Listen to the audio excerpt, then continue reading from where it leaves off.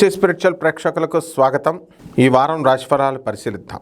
ఓం వసుదేవసుతం దేవం కంసచాణూరమర్దనం దేవకీ పరమానందం కృష్ణం వందే జగద్గురుం అర్జునం వందే జగదేక వీరం. ఓం శ్రీ రాధాకృష్ణాభ్యాం నమః. ఇప్పుడు మనకి ఈ వారంలో గ్రహాలు ఏ ఏ రాశుల్లో ఏ ఏ స్థానాల్లో ఉన్నాయో మనం ఒకసారి చూద్దాం.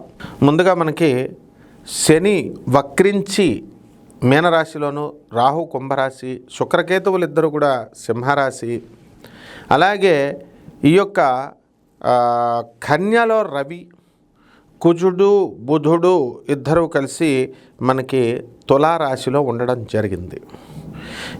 ఈ కారణాలుగా మనకి 12 రాశుల మీద గురుడేమో మిథున రాశిలో ఉన్నాడు. ఈ కారణాలుగా మనకి ఎలా ఏ ఏ రాశుల్లో ఏ ఏ ఫలితాలు ఇస్తాయో ఒక్కొక్క రాశి వారీగా చూద్దాం.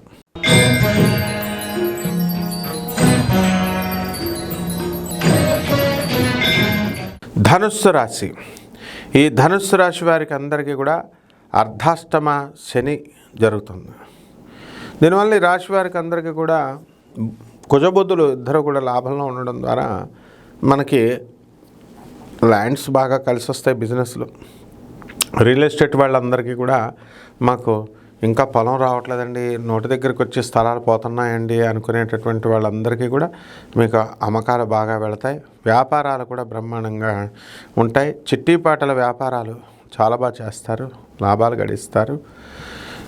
ఫైనాన్షియల్ ఇన్స్టిట్యూషన్స్, బ్యాంక్స్, వీటిల్లో డబ్బులు దాచుకునేటటువంటి వాళ్ళకి అందరికీ కూడా మీకు అధిక వడ్డీలు రావడం, ఆ వడ్డీల మీద మీకు ఇంట్రెస్ట్లు, ఇన్కమ్ ట్యాక్స్ వాళ్ళు టీడీఎస్ కట్ చేయడం ఇలాంటివన్నీ కూడా జరుగుతాయి 194 సెక్షన్ ఏ కింద. అలాగే ఈ రాశి వారికి అందరికీ కూడా ఏమండి మేము కోట్ల రూపాయలు తీసుకొచ్చి అప్పు చేసి పెట్టామండి, మరి అవన్నీ కూడా వ్యాపారంలో ఉండిపోయినాయి, మాకు డబ్బులు ఇంకా ఇల్లులు అమ్మడవట్లేదు, స్థలాలు అమ్మడవట్లేదు, వ్యాపారం ముందుకెళ్ళట్లేదు అని బాధపడేటటువంటి వాళ్ళు ఉంటారు. మరి ఇటువంటి వాళ్ళకి కాస్త రిలీఫ్ రావడానికి అవకాశాలు ఉన్నాయి. అలాగే ఈ ధనుసు రాశి వారికి వృత్తిలో రవిగ్రహం చాలా అధికమైనటువంటి ప్రభావాన్ని చూపించి మీకు ప్రమోషన్స్ రావడానికి అవకాశాలు ఉంటాయి. వాహనాలు కొంటారు, ట్రాన్స్ఫర్లు బ్రహ్మాండంగా జరుగుతాయి. భాగ్యంలో ఉన్నటువంటి శుక్రకేతు గ్రహాల వల్ల మీకు భార్య మీకు సుఖాన్ని ఇచ్చినప్పటికీ కూడా మిమ్మల్ని ఏరి పారేస్తుంది అనమాట, చీల్చి చెండాడుస్తుంది. అవసరమైతే మీరు సరిగ్గా ఉండకపోతే కోర్టులో కేసు కూడా వేసేస్తుంది.